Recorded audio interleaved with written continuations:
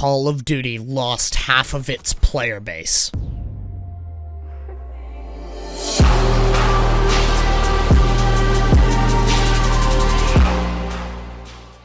Video starts. If you enjoyed today's video, leave a like and subscribe as we're on the road to 1,000 subscribers. Call of Duty has lost half of its player base, with a tweet coming from Charlie Intel. Call of Duty on Steam has lost all the players it gained with Black Ops 6's launch over the course of 1 month, plus 148,000 players for Black Ops 6's launch period in October and November, and minus 145,000 players in December. Call of Duty lost all of the players it gained with the launch of Black Ops 6, which signals to me that the community is rejecting Black Ops 6, and this could be for a multitude of reasons right now. Let's go over them. Right now, cheaters are running rampant. I cannot tell you guys how many times I have been in the middle of ranked matches, in the platinum lobbies, mind you. Platinum. And I am constantly dealing with cheaters, either using wall hacks or outright shutting the server down because they're losing. This makes ranked play virtually unplayable right now, even in the low tier ranks. My friends who I queue with from time to time who are in gold also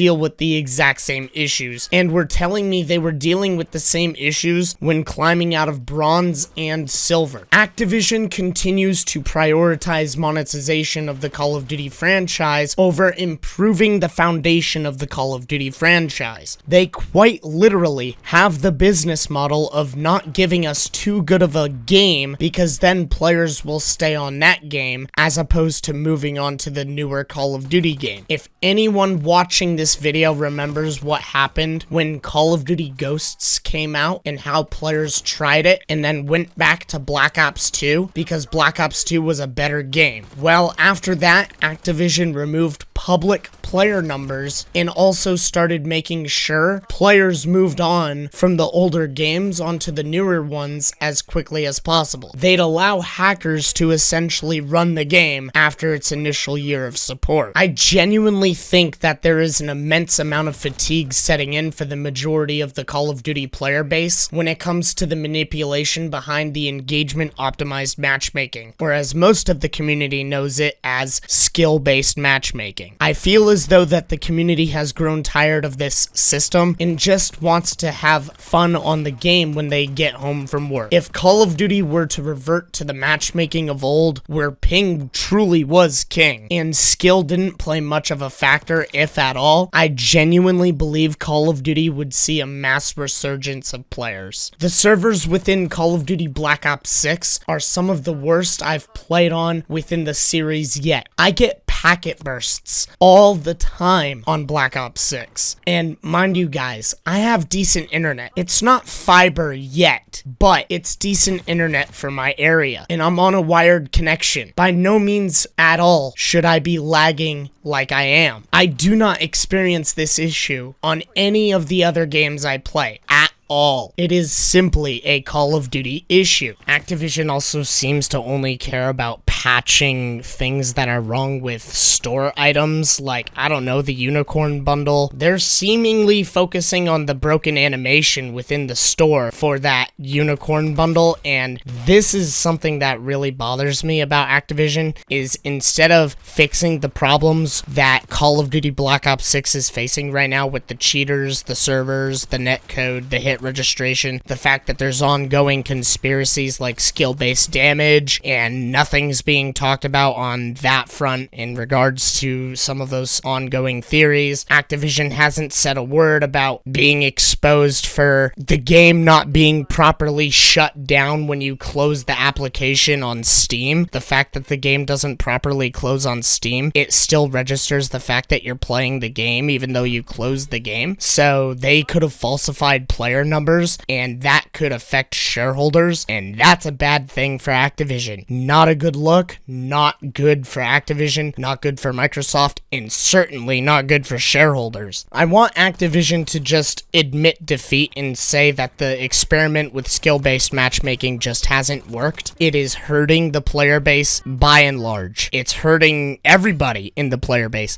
I can't even play with my friends at all without them getting mad at me or my lobbies because they just can't hang in my lobbies. And it's not their fault. It's simply the matchmaking algorithm of Call of Duty now.